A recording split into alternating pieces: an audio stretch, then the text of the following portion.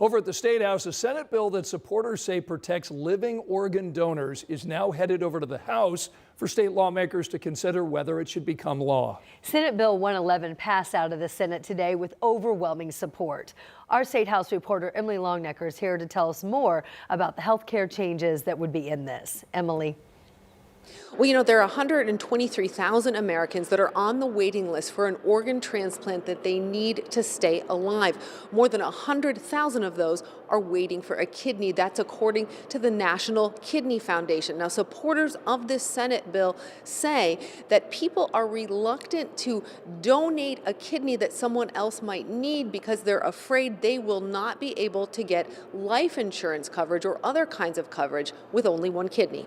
Senate Bill 111 would prohibit companies who provide life insurance, disability insurance, or long-term care insurance from denying a living organ donor coverage just because they've donated a kidney, part of their liver, or part of their lung.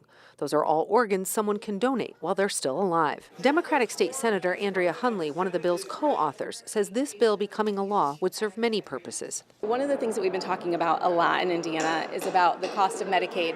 Right?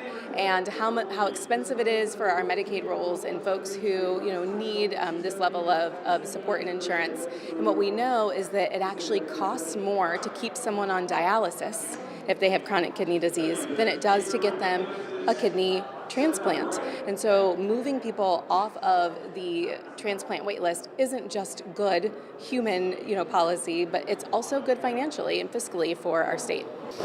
And the late Democratic Senator Jean Breaux was a longtime champion of this legislation. She passed away last year from complications related to chronic kidney disease. So for many of her colleagues in the Senate, particularly Senator Hunley, this legislation, getting it passed out of the Senate, felt very personal. Senator Hunley says Senator Breaux was one of her mentors. We will see what lawmakers in the House think about this bill coming up.